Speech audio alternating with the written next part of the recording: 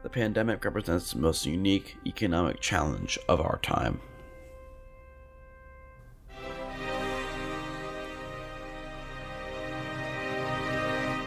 Economists are scrambling to figure out what went wrong in the response.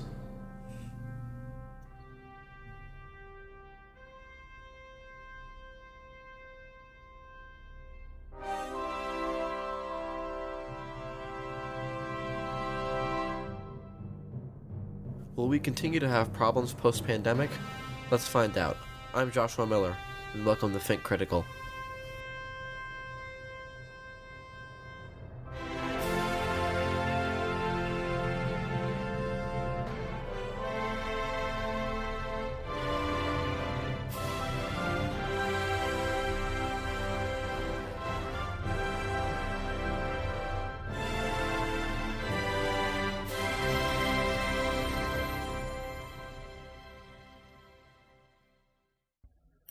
Due to us recording at home this week, audio quality may dip at times. Thank you for your patience and for listening to Think Critical.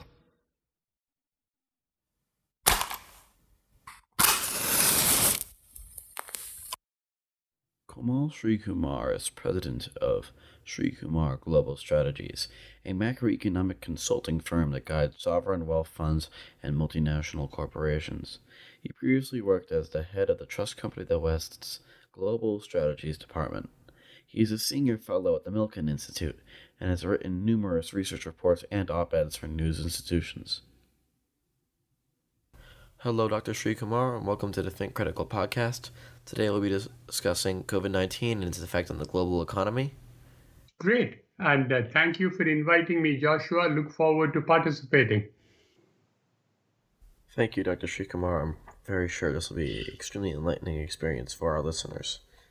So, Dr. Sri-Kumar, you've long pointed out how market data is increasingly divorced from economic realities due to such things as quantitative easing and the Federal Reserve's protection of bonds.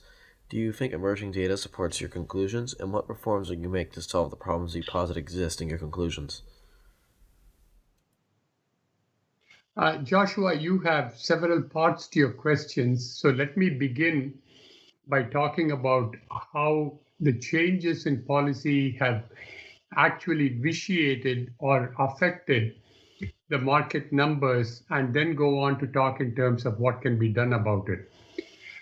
This really is not a new phenomenon. It didn't just start with the COVID crisis, but that was the Federal Reserve's response to the 2008 financial crisis. The response to it was to keep interest rates very low. It is often referred to as the zero interest rate policy, or ZIRP, where the interest rates were brought down to zero as a way of prompting you to spend more of your cash in the equity market for you and to buy different goods. Therefore, you would be boosting the economy. That was the idea. But what actually happened was that the zero interest rate policy essentially meant that people who depended on bank interest income were impoverished.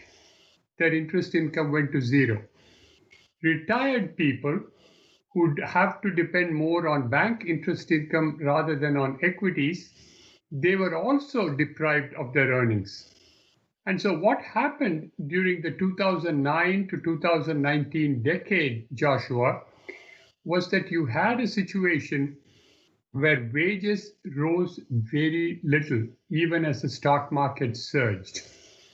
So that was the problem with those 10 years. Now with the COVID, my estimate is that we have had about fiscal and monetary stimulus by the Federal Reserve and the Treasury amounting to more than 50% of the US GDP.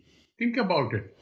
The US GDP is $21 trillion, and I think the total stimulus is over 12 trillion US dollars worth. That's an incredible amount. Sorry? That's an incredible amount, right? Incredible amount, and it is all thrown into the market at the same point in time. So, in answer to your question, what did it do to share prices? You don't know what the real share price is. how much is reflecting the fundamentals of the economy and how much is due to the liquidity that is flowing in the market. The Fed went one step further, which further distorted markets in a way it hadn't done in the aftermath of the 2008 crisis. And that is, it stepped in and said it is going to buy high yield bonds, sometimes known as junk bonds, in the form of an ETF or an exchange traded fund. So if you were buying high yield bonds in order to increase your interest income, you're going to be competing with the Federal Reserve, which is also going to buy the same asset. It is not you competing with another market player, but you are competing with the Federal Reserve itself. It is not part of the mandate of the Federal Reserve to enter the market. So that also meant that the companies whose bonds will do very well are not necessarily the ones with good management, good earnings prospects, but the ones which have caught the eye of the Federal Reserve. And that is a massive distortion. So those are some of the examples for you. So do you think this is akin to a new form of central planning or a new form of some sort of aggressive Keynesianism where the market's subjected to government control instead of being subjected to fundamental forces found within natural equilibrium and market mechanics?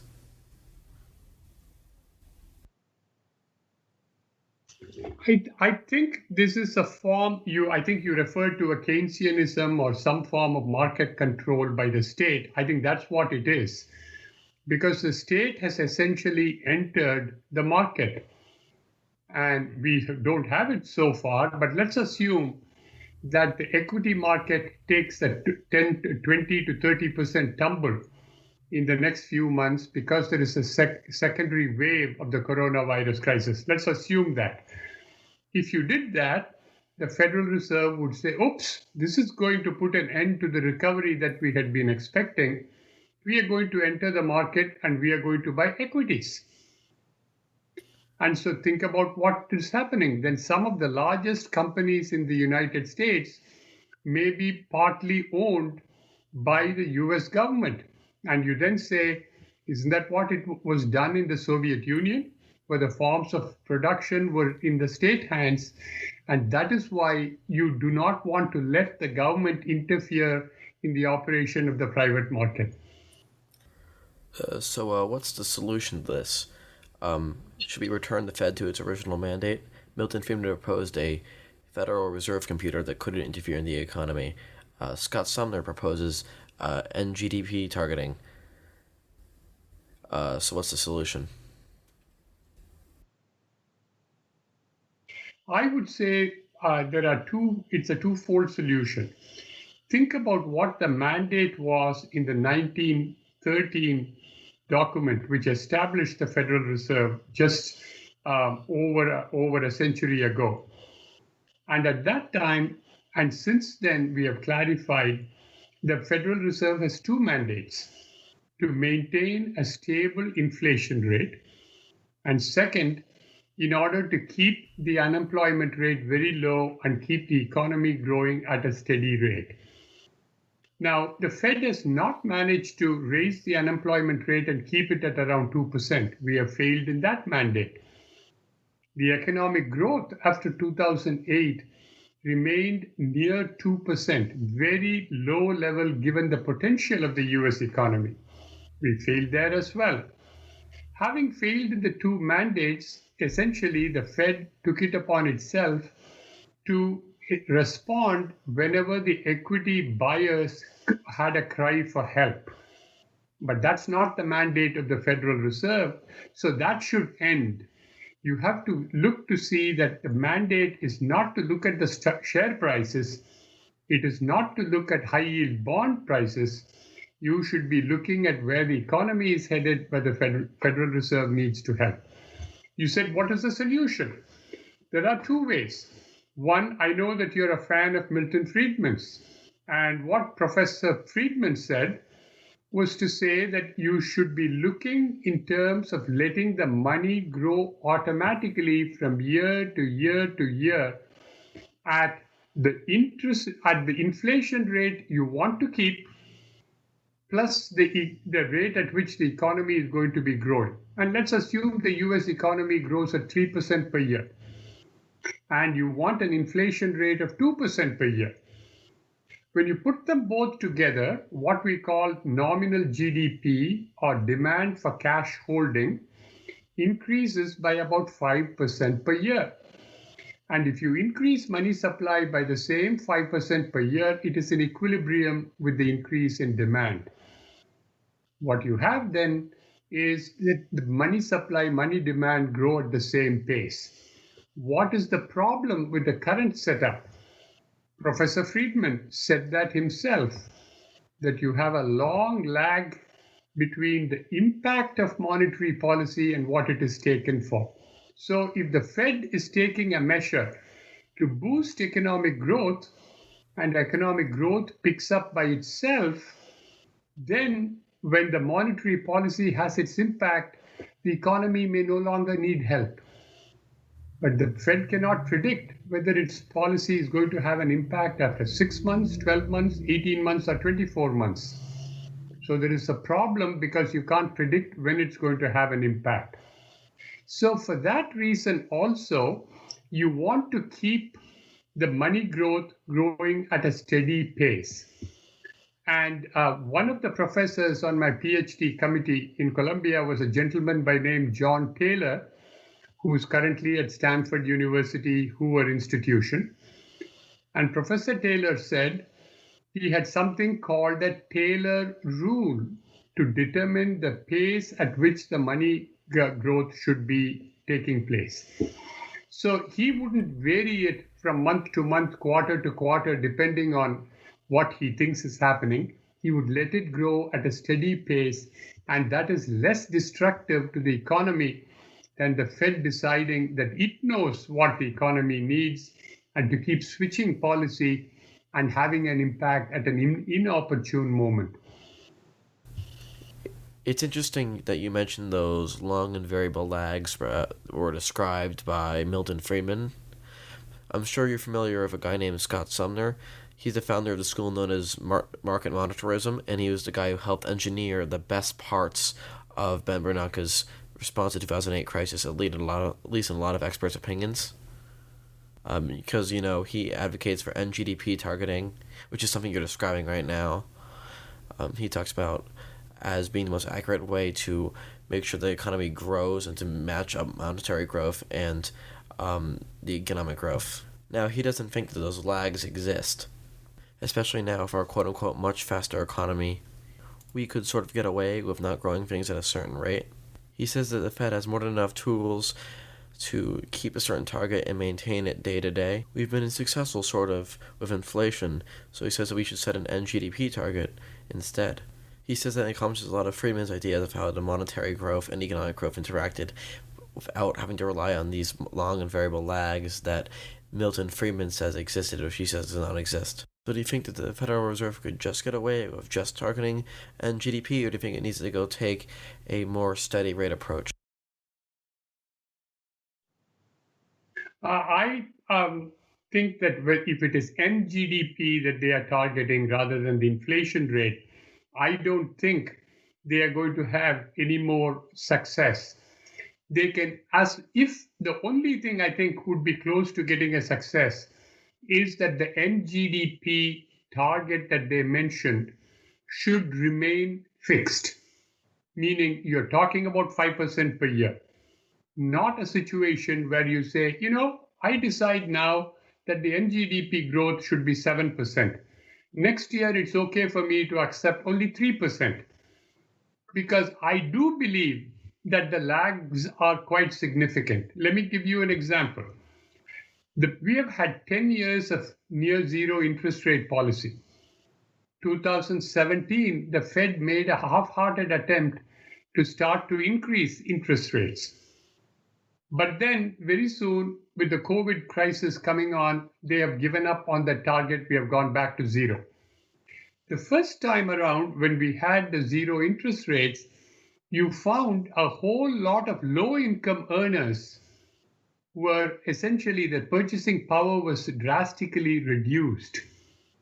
So if the Fed thought it was going to have an impact on the stock market and boost the economy from 2008 to 2010, and Chairman Bernanke said that this was a temporary policy, is what he said about quantitative easing.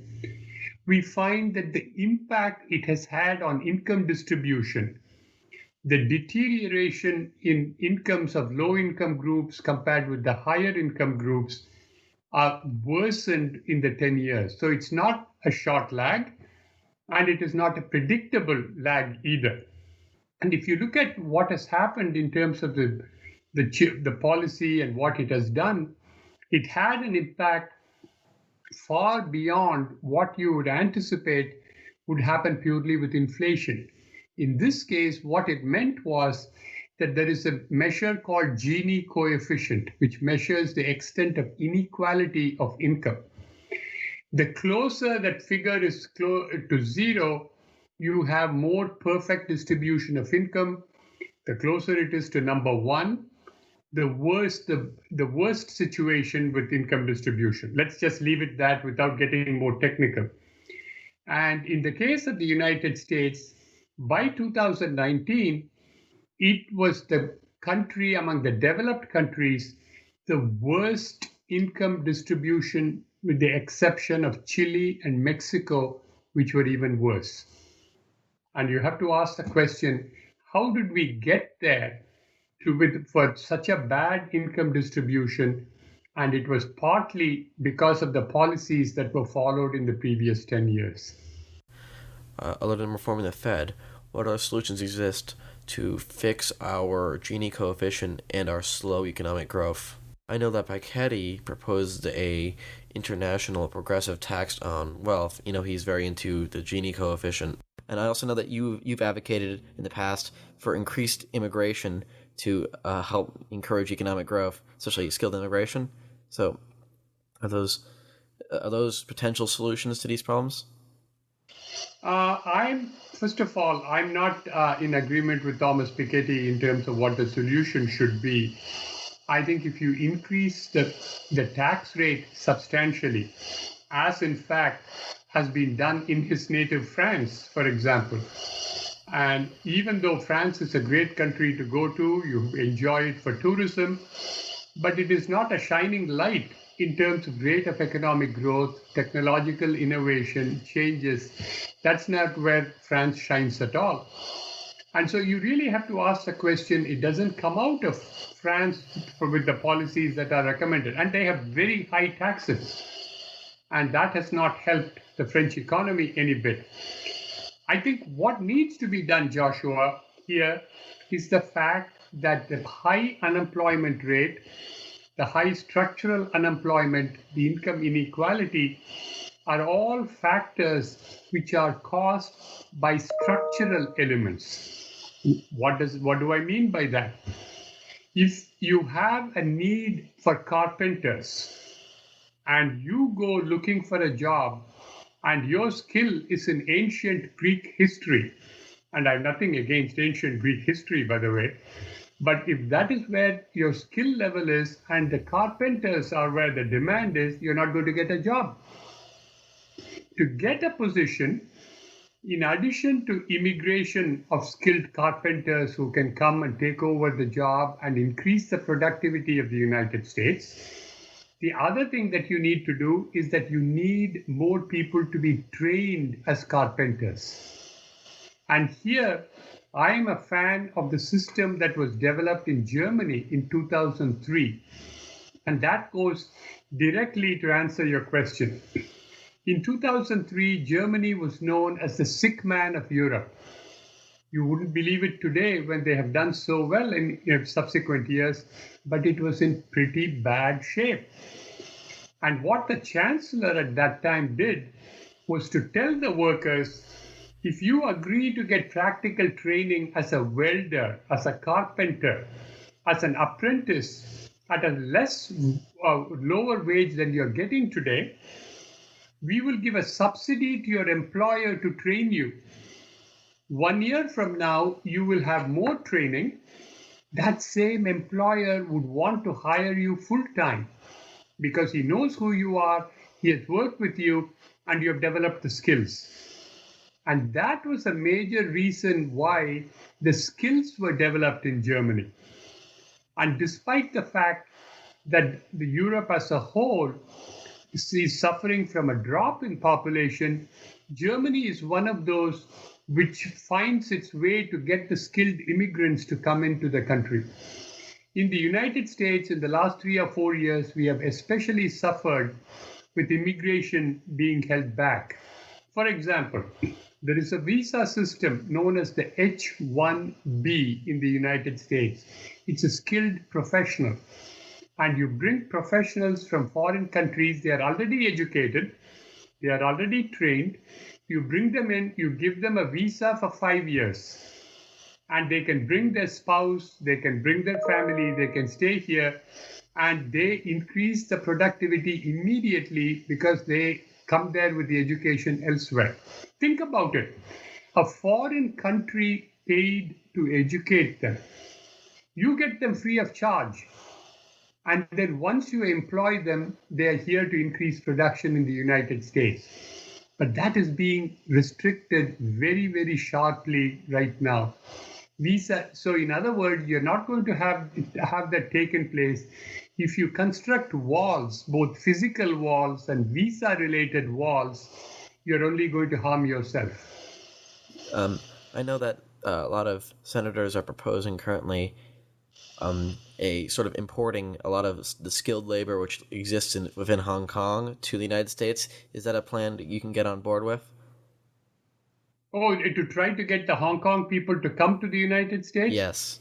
Yes, in fact, I was just reading today that the UK is already going to give a quick passage to UK citizenship for the people in Hong Kong, especially the younger ones who are ready to come over to the UK. I think something like that, needs to be done in the United States.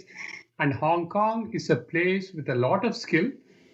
And if as a result of the new national security law that mainland China is imposing on Hong Kong, if that is going to make more of the younger professionals in Hong Kong want to immigrate, by all means, we should take advantage of that.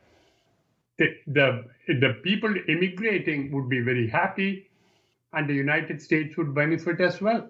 Yeah, my co-host Greg, a lot of his family lives in Hong Kong, and a lot of their younger cousins are all getting their passports to Britain now, and they all have professions as like doctors and lawyers. And looking at the state of the UK economy, I can't imagine they're going to do anything bad to it.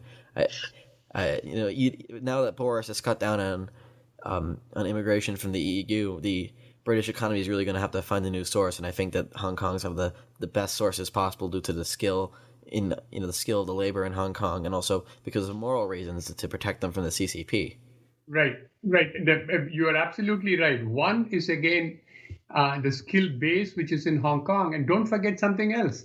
Hong Kong until 1997 was a British colony, and as a result of that, similar to many other countries in the Commonwealth today, Eastern African countries, India, Pakistan, Sri Lanka, all of those which were British colonies, they have a knowledge of the English language, which makes it very easy for those people to assimilate into the British or American society a lot faster than it would be for mainland Chinese, for example, to do the same thing.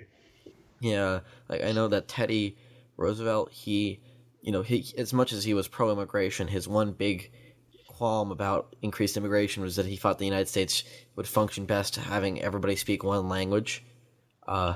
So I agree with you. I think it's that because an immigrant speaks the same language as the country they're immigrating to, it makes the whole immigration process so much more better for both parties and easier. This is the point, there's almost no downsides. Okay, I want to return to the question of economic, the stock market not really being a great economic indicator anymore. What do you think would be a better indicator for market performance and for the economic performance of the nation other than the stock market, considering the factors that we talked about earlier? The more and more the Fed intervenes in particular markets, As soon as I tell you, Joshua, that this is one good signal that you can depend on, tomorrow it may become a bad signal because the Fed is going to enter that market also and buy and sell securities there. So that, with that note of caution being expressed, I would say to you that the US Treasury market has been a better signal of the economy than equities have done. They accurately predicted the 2001 recession, which was a short recession from March to November. They also anticipated the 2007 to 2009 recession. And when I say predicted, I mean that the 10-year Treasury yield comes down, which is an indicator of a rush toward a safe haven. And also, we refer to something called a yield curve inversion. Normally, the 10-year yield should be more than what you get in terms of yield for a 2-year Treasury security. But when you're so afraid of a recession, you go and surge and buy into 10-year securities, pushing that yield down. And that goes below the 2-year yield. That happened as well before the 2008 recession.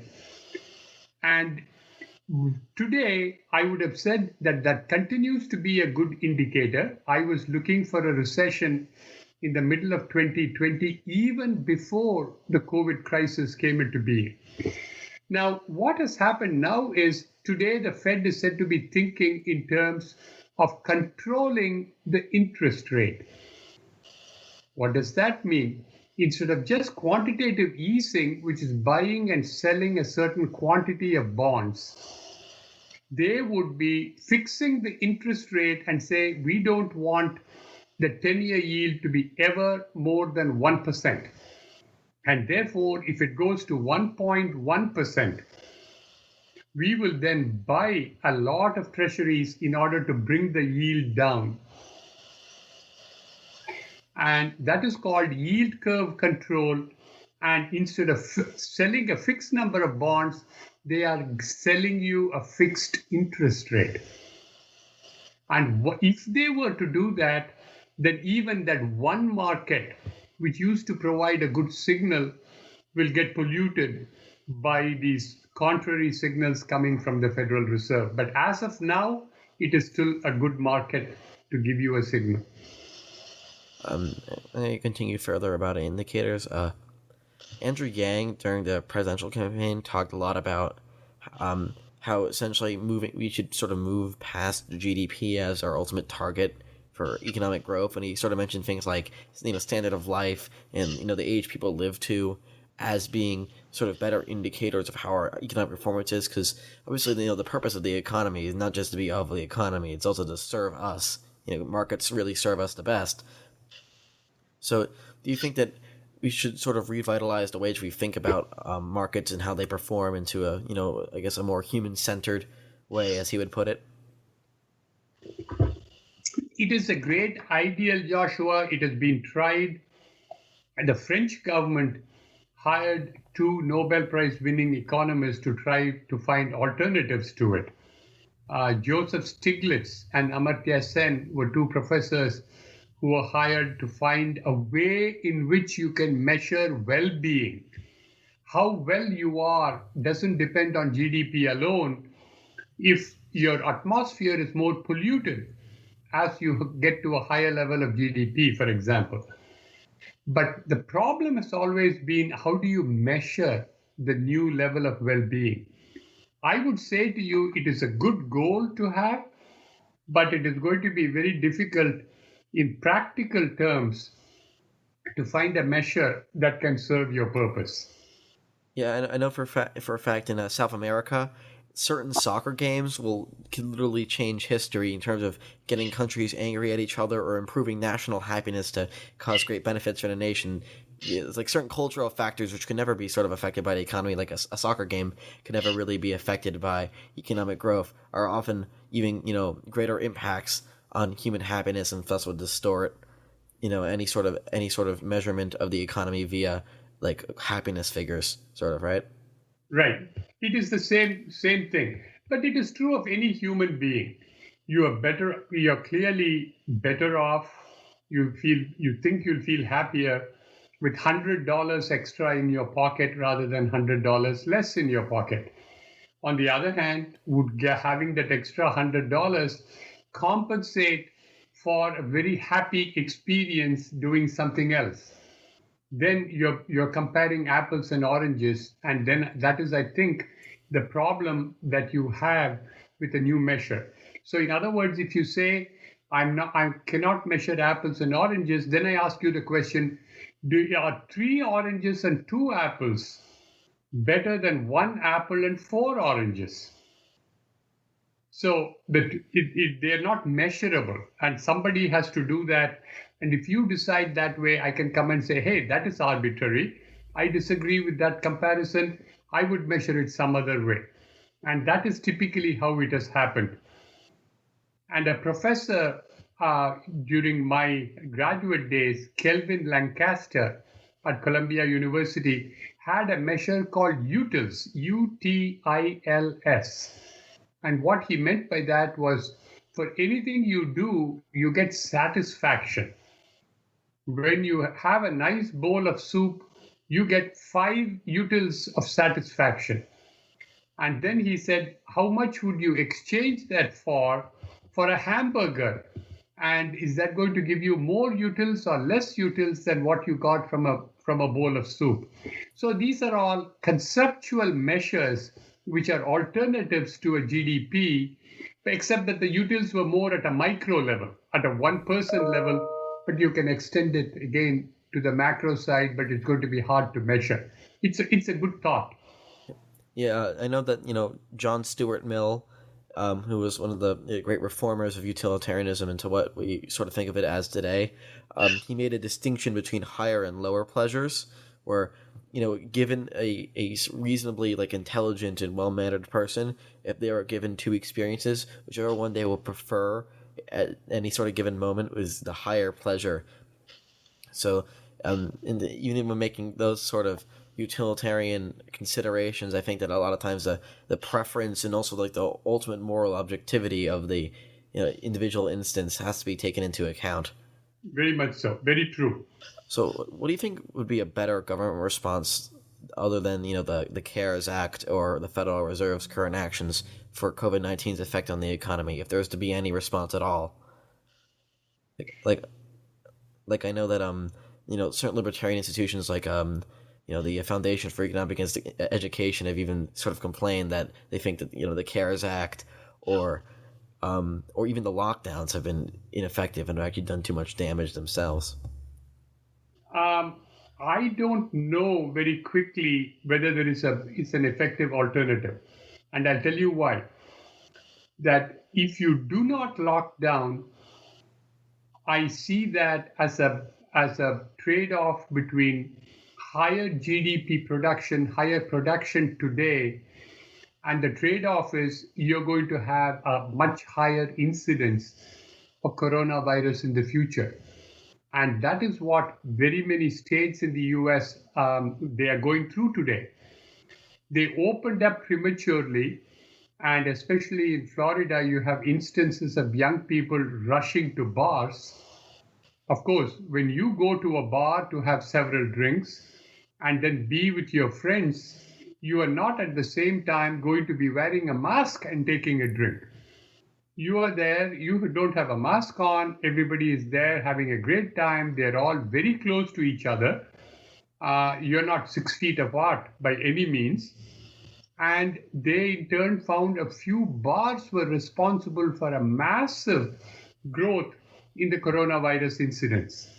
So the issue is, do you say that the bar owner, the bar workers need a break, therefore they should be opened up, in which case they themselves are going to suffer the incidence because they are exposed to all the people who are coming to the bars.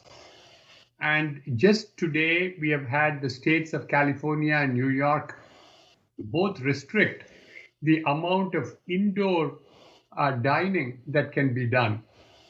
So the answer I would have is, you need to have some form of protection. For instance, you have the paycheck protection program, which is aimed at helping the salary earners and to companies for retaining the workers. And the issue is that is a temporary fix. It is positive, don't get me wrong, you need that. But if you have that going for 6 months, during that 6 months, you should also move toward finding an effective vaccine. What we have done is to have the PPP, Paycheck Protection Program, and rather than use the time given to you to find a vaccine, we opened up the economies and so we worsened the illness.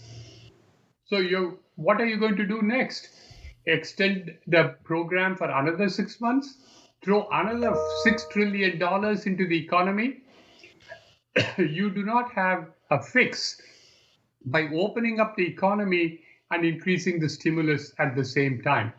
So I would have said, provide the stimulus for a fixed period of time, hurry up in terms of finding a vaccine.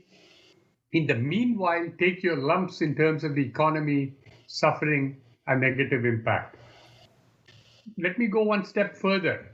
The real problem we are going to face is going to be in 2021, 2022, and even more young people like you paying for it over the next 20 years, because we are not going to pull back on all the stimulus we have created this year. So we run the risk that inflation picks up, the interest rates shoot up, and there is a flight from the dollar by the global financial community, because even when the economy comes back, you do not take back all that extra cash you created in 2020. And that's the experience from 2008. Ben Bernanke said that the creation of the quantitative easing was a temporary measure. That's what he said famously in December 2008. It has continued on and it hasn't ended yet, more than a decade later. So, do you think ultimately, though, having a fiscal response is right now is more advantageous than any sort of attempt to just kind of shrug it off and get as much growth to happen as possible? That's correct. You cannot do that. If you want to go for as much growth as possible and opening up the economy, the incidence of coronavirus is going to shoot up, and the number of incidents, the number of deaths are going to rise exponentially.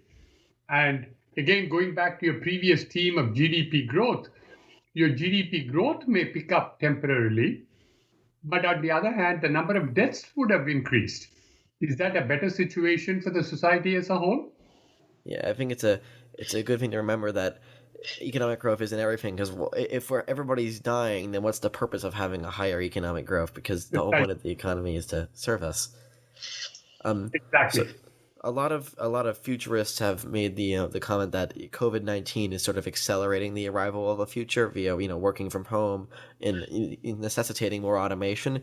Do you think that there's a lot of futurists also propose UBI as a sort of solution to increased automation and to sort of the loss of jobs that are going to happen over time in our economy, especially due to COVID-19? So do you think that some sort of UBI or NIT is an effective solution to continue on with in the future for the sake of our economy? I think UBI should be part of the arsenal for the next president.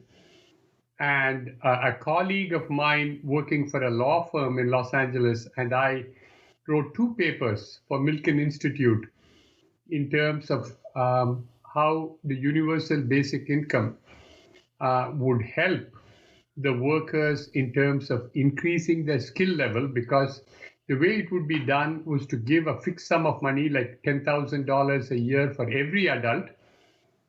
He or she would be able to use it to go get an education. Even if you're a billionaire, you will still get $10,000 a year. If you don't want it, you can donate it to charity. But the poorer person will use it for his or her personal training, improve the income earning capacity, and then be able to shine better as a result of the UBI being present. So Andrew Yang, by the way, also had that as a central part of his platform when he was a presidential candidate. And I think it makes a lot of sense to have UBI in the arsenal very much. Yang was my my pick for president precisely because of this reason, because I feel like he's one of the only candidates that really felt more in the future in terms of long-term planning. Him and Buttigieg, I think, gave me more sense that they were on top of all the issues in terms of thinking out solutions. So also another thing about UBI, Charles Murray, the famous economist, he says that the UBI itself would help reduce a lot of the poverty traps that normal welfare creates for lower income communities. So will you agree with him that it helps to reduce the poverty traps in those communities? Yeah, I think it would help reduce the poverty in those communities because you previously you accepted the wage that your employer was willing to give you, and you just continued on with a low skill, low wage occupation. However, if you are now getting a $10,000 extra, you can tell your employer, I'm going to work only part time for you. And in the evenings, I'm going to go get myself an education, a skill in order to improve my earning capacity. And so the UBI is meant primarily to benefit those kinds of people that you make reference to, those who are at the lower end of the income scale. Yeah, and also like those people typically, under normal welfare, don't always have the incentive to raise their income because they would have to go off of welfare. But with a UBI or with an NIT, something along those lines, they wouldn't be in the same sort of risk category to lose their welfare, and they would have the incentive to invest in themselves and in their future. Exactly. That's an important point. The related point is that when you get the paid the UBI, it is not a handout to you. You do not have to think, and people don't have to attach a stigma to the fact that you're getting an UBI, you're getting a handout, and the rest of us are paying taxes so that you can be paid off.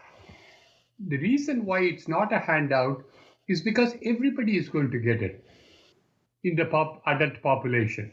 So I can't accuse you of taking a handout if I get it as well. So that's the first part. And second, what we said was, as you do that, a number of deductions that exist right now would be eliminated, and therefore the tax law would also become more uniform, and the fiscal impact of these huge payouts will be kept limited. While we're on the subject of taxes, a lot of the proposals I've seen for UBI have included that it be paid for via carbon taxes or land value taxes, like the ones which David or either Henry or David George proposed, or being paid for via VAT. So do you think that switching to those kind of tax schemes would benefit the economy and help pay for UBI more effectively than our current system of income and corporate taxes? You probably need a broader tax base, and some form of value-added tax, I think, would be positive. And if you were polluting the atmosphere with the factory that you run, that you have to pay for a part of the pollution that you cause is also, I think, going to be a positive in order to get it done. So what tax you're going to impose would have its own positives and negatives. But broadly, generally, I would say that you need to widen the tax base beyond just looking at income and current sales taxes. And if you are using the value-added tax, you need to make sure that the value-added tax is also equitable. What that means is there'll be a value-added tax on the expensive suit that you buy. There'll be a value-added tax on the expensive tie that you purchase or the car that you get. But it will not apply to a dozen eggs. It will not apply to milk and bread, which are all considered essentials and in which the lower income people spend a bigger proportion of their income on. Yeah, so a progressive UBI is what you're talking about, right? Right. So what about Henry George's land value tax, sort of which he proposed instead of a property tax, taxing the unimproved value of a piece of land. Do you think that that's a scheme we have to move into in the future? I know that people like Glenn Weil, they propose using land value taxes even in a more radical way, where every single house is basically sitting on like a land value tax based market, no matter what. Do you think that that's something we should start to move into the future as our future arrives? So, in other words, if I own a property and I'm not improving it, I need to pay a tax on it. Is that the way it would work? Well, it's a tax on the. It's basically just a tax on the land's value if there's no taken as it has no houses on it. So No. it doesn't matter if there's a giant mansion or a small hut. It's the same size property in the same location. It'd be taxed at the same rate. So it's supposed to incentivize people to, grow the value of their land and not punish them for building a house on it or something like that. Right, right. I think it is a positive move because right now, if I have a land on which I build a building, the value has increased and therefore my taxes are going to increase. But I'm contributing overall to the well-being of everybody by building that building, and I should not be penalized at the same time for that. So I think I would like some form of exempting, if not all of it, a portion of the capital appreciation from the taxation. That is the same principle behind making you want to purchase equities and holding it for a longer period of time. The long-term capital gain tax is much lower than your current income because that is an incentive for you to hold for a long period of time and help capital formation. So a lot of the far left, at least, have been sort of saying that COVID-19 and sort of the sort of the effects of it and how the rich have continued to sort of gain money while the poor have obviously been left destitute shows a great flaw in the system of privatization and in free markets. So do you think that if any at all, some flaws are sort of being presented by COVID-19 in the sort of regard that our economy or our current economic system favors, the upper classes too much? Or would you say that a lot of the upper classes gaining is more from the government's action and not from the actions of the private market itself? Well, clearly COVID has made a distinction between two separate classes. The class which is the white collar workers and the ability, such as myself, for instance, I deal with my clients sitting there. I don't need to go anywhere. I do Skype or Zoom call or connecting by email and phone calls. I can conduct my business just as I can visiting people in their offices. However, it penalizes those who have to work with their hands. A medical doctor, a physical therapist, a restaurant worker, construction worker, and now very much in the news, the workers in the meat packing plants, because they work so close to each other and it is not always possible for them to wear a mask. And that is where you have had a huge incidence increase of the coronavirus cases. So I think what it has done intentionally or unintentionally is to make a division between those who have to go to work despite the increased risk to themselves because they have to physically show up at work. And we have had these instances of people who deliver packages who have protested to their companies saying, unless there is more protection, I'm not going to do the work. But they run the risk under the circumstances of being fired if you say, I don't want to work. So I think the professionals have come off better in this whole setup compared with the blue collar workers. And that is why, in terms of the benefits that we are giving, it needs to be more focused toward the blue collar workers to make sure that their income loss is made up. That is the purpose behind the $600 of extra unemployment compensation, which the government has authorized. That has been very positive. It has helped keep consumption spending up. But here is the rub there. It is going to expire July 31st. And once it expires, they are not going to get any more money unless it's renewed. And these people have to figure out what they're going to do, because if they renew it and at the same time the coronavirus increases, 6 months from now, we would say, oh, we need to increase it again on December 31st. So we need some way in which the stimulus doesn't become an endless, unending flow of cash, and there is an end put to this virus and how it is going to be done. So I'm going to move now onto globalism. Do you think that there's any risk at all, and I'm a big fan of globalism personally, do you think that there's any risk at all of globalism sort of receding due to this virus and its permanent effects? What can we do as a society and as thinkers to defend globalism and make sure that its positive effects are here to stay, no matter how tumultuous our economy gets? I think globalism is not dead. I don't think it is going to die. And again, I would refer back. You are too young to know, but I lived through the 9/11 crisis. And as a result of the fact that the attacks took place on the United States, the statements were made that this is the end of globalism. We are not going to trust any foreigners. We are not going to, global commerce is going to fall off.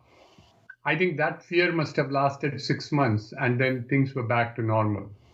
So my expectation is, despite all of the statements being made about how the coronavirus crisis emanated out of China and what role the Chinese played in it, that spreading all over the world, you cannot do without China. The supply chains are still very dependent on it. And it is just a matter of whether you have to wait for 3 months or 6 months before you go back. And then the globalization picks up again where it left off in February, March of 2020. So talking about China and combating China and its sort of aggression on a global scale, what do you think? A lot of the proposals sort of revolve around, to fight China at least, revolve around re-entering the TPP. And I know Paul Krugman proposed a 25% tariff on China. You think that's some sort of trade modification to China, either via trade agreements against their partners or via a tariff on them, would be effective in deterring China from aggressing upon the global scale? And the 25% tax would be to bring the Chinese costs up to a global level. Would that be the purpose? I believe that's what Krugman justified it under. Yeah. No, this is what I think needs to be done. Clearly, there was the US multinationals were first enamored, they were enamored of going into China and expanding in a big way. And then they found increasingly in recent years, they had to share the technology. They were forced into mergers that they would not otherwise have wanted to make. And now there is I think, a fight back to prevent that from continuing in the future. But what I think takes place is that this is again a part of the growing up of different economies. If you look at what happened with the United States or what happened with the UK, it was not as if these two economies in the 17th, 18th, 19th centuries practiced capitalism in a pure and efficient fashion, and they followed the rules of the market and everything worked. They did use their monopoly power to extract whatever returns they could get from the countries which were too weak to fight them back. So China is not the first country to be doing that in human history, and they will not be the last. What is happening now is that, especially with what is happening in Hong Kong, you're seeing different countries react to it by imposing taxes on Hong Kong, by treating it, as Secretary of State Mike Pompeo said today, it is just another communist-run city. It is nothing special about Hong Kong, is what he said. So to the extent that hurts Hong Kong. And since Hong Kong is a gateway to China for a lot of its trade, it affects it, then you might see a change in attitude on the Chinese side. That's how it goes. The world trade is not a fixed, regular passage without a change. You take two steps forward, one step back in terms of capitalism and the development, and then eventually you move in the right direction. I think that's the case. But in terms of imposing a tax on all of the Chinese goods in order to bring up the cost, I'm against it. Again, you know from your study of international trade theory, David Ricardo's theory of comparative advantage essentially says even if your country has a better ability to produce both butter and arms, butter and guns, compared with my country, we can find a way in which you can produce only butter and I can produce only guns. And we'll both be better off in foreign trade and exchanging the goods because I'm able to do one relatively even more inexpensively than you can, and vice versa with the other commodity. So you don't want to lose that advantage by imposing a duty on all the goods coming from that. And see what has happened. In the last 2 years, we have the history of imposing tariffs on the Chinese, and on the US side saying that it is not the Chinese, that it is not the American consumer who's paying it, but the Chinese who are paying the cost. But now very many of the tariffs are being removed because the American farmers are suffering and they cannot increase their production to the Chinese. So I think once you start increasing tariffs, it is a never-ending mutual recrimination war. Neither side is going to benefit from it. Yeah, I know that Thomas Sowell, his birthday was yesterday, I believe. This is being recorded on the 1st of July, so 30th of June. I know that Thomas Sowell, he says that Smoot-Hawley, the Tariff Act, actually was the real cause of the Great Depression. And a lot of my economic libertarian friends have proposed a constitutional amendment to basically make it against the law for Congress to ever create tariffs. Now, I don't know that completely shutting the government sort of like that in that regard is at all viable, but I think it goes to show that most economists I've really read, right, they just think that tariffs are almost entirely a bad idea in every situation because it's very hard to get them to actually hurt the things that you want to hurt, right? Yeah, there may be some instances where you can justify tariffs. For example, if you are only producing a good by polluting the atmosphere, for instance, then you should be forced to pay an extra tax to pay for the pollution you're causing. And that increases your cost of production and you produce less of it than you did before when you were allowed to pollute. So you might have exceptional circumstances. So I wouldn't do a constitutional amendment to take away any Congress right. I think the Congress should have the right to pass the regulations, but you should use it very, very sparingly and only when you're sure that it is going to be beneficial.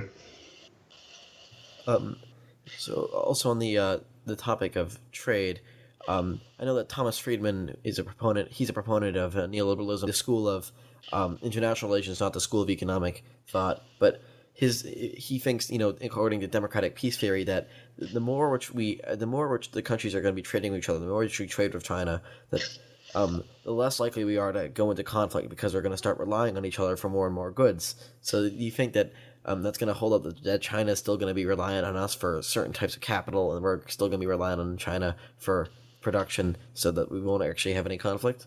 I'm not saying there won't be any conflict, but I think it reduces the chances of conflicts if you also have a good economic relationship and if you have growth in tourism between two different parts of the world.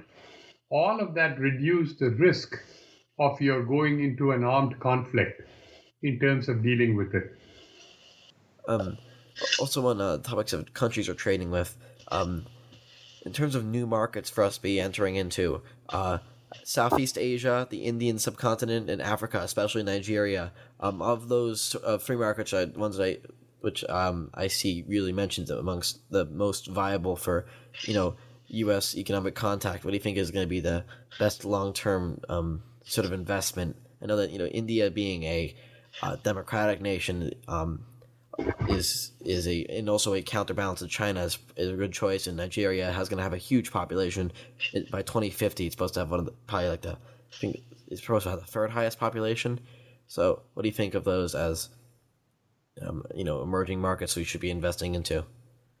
I think I look upon demography as an important reason for you to be investing in the long term. And you mentioned Nigeria. Nigeria is a country where the average age, the median age of the population is about 19. What that means is that with a country with a huge population, there are so many babies being born that for the next 20, 25 years, they are going to have an effective workforce coming through. And also a consumption base to consume the products which are produced. You mentioned India, and India at the average age is higher, not as low as many African countries, but it's about 29 years old. Brazil is again a young country, 28, 29. Mexico is a young country. China, on the other hand, because they had a one-child policy, the average Chinese is about 37 years old. So, but the benefit the Chinese have is that they have such a huge population, 1.3, 1.4 billion people, that even if the number of young people the percentage is small, the number is still huge. So all of that mean that the countries with a young population and is likely to have a lot of positives in terms of the consumer base and productivity growth during the coming decades. So I think it is a big positive for investing in those kinds of emerging markets.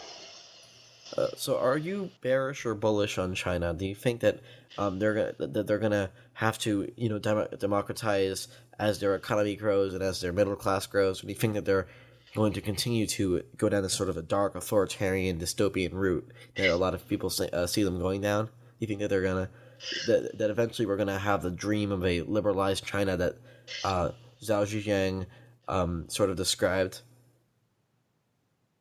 I think as the country continues to grow and as as they have more goods and services they are able to purchase, income levels rise, there will be a yearning for democracy, which I think they have to cater to and they have to deal with. Even though with Xi Jinping accumulating power in his hands, it looks unlikely that the Chinese are going in the opposite direction. I think if you look at it 10 years, 15 years from now, I think you will see them there'll be more rights, I think, in China 10 years from now than you have today. So, is it like a macro version of what went on in Chile, as Freeman described, that as their economy liberalized, Pinochet lost power because the people had more choice and more effective, they could take more effective actions? Do you think that a similar effect's going to happen in China?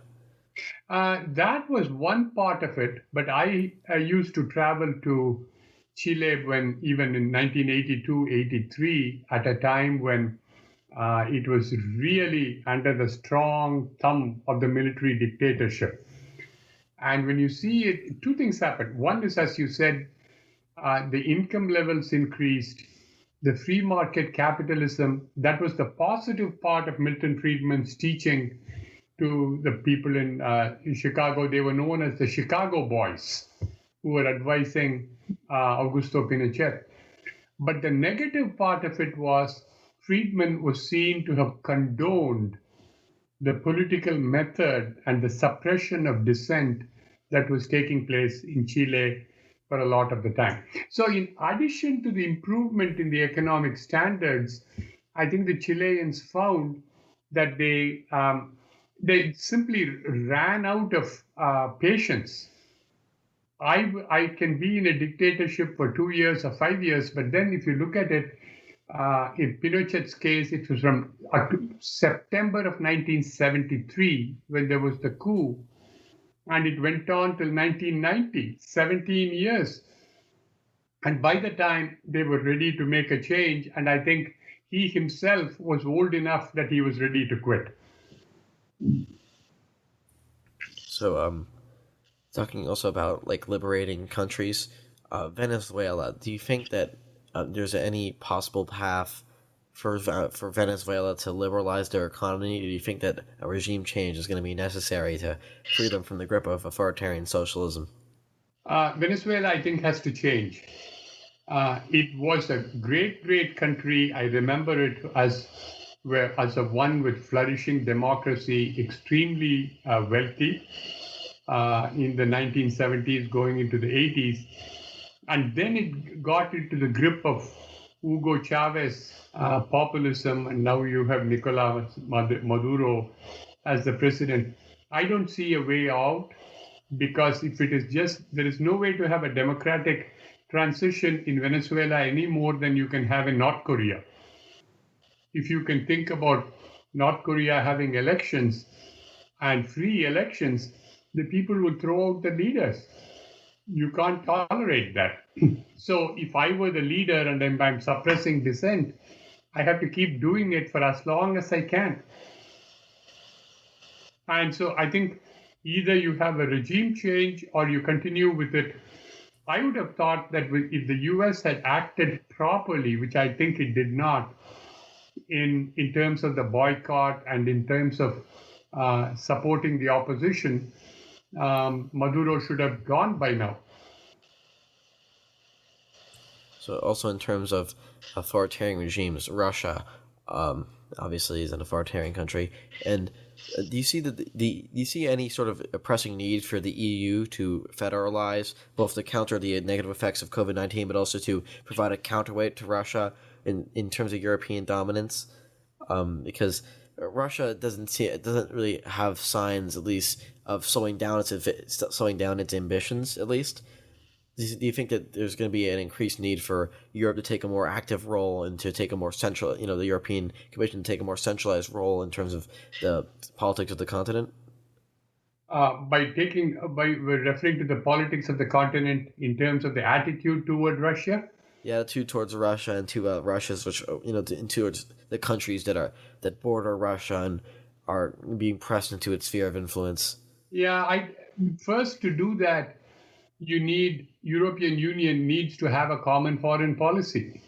There is a famous Henry Kissinger statement when he was Secretary of State in the 1970s in the Nixon administration, making the statement, when I want to talk about European foreign policy, who do I go to talk to? Who do you go to talk to? There is no particular entity. Is it Germany? Is it France?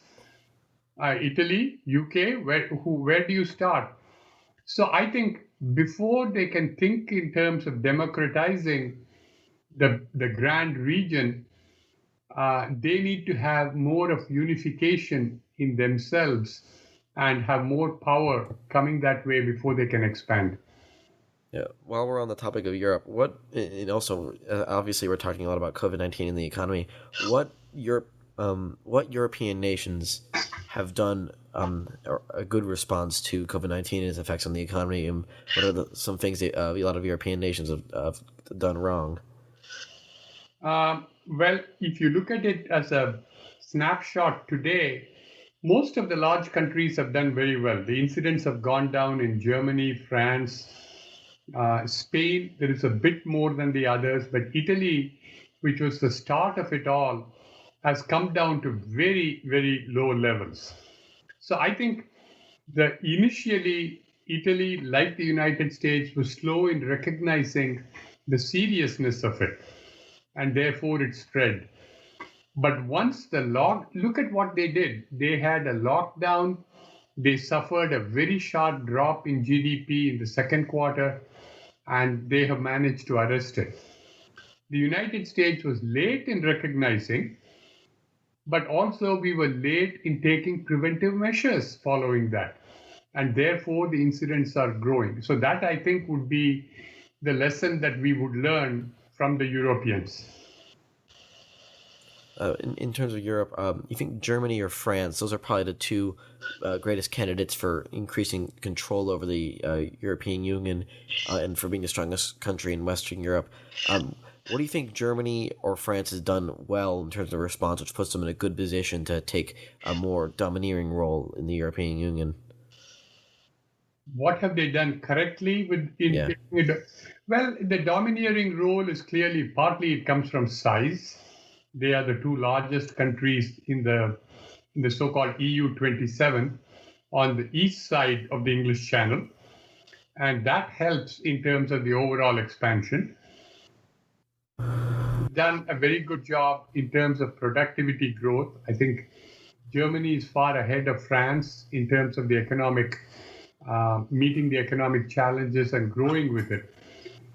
I think those would be the two big issues that I can think of.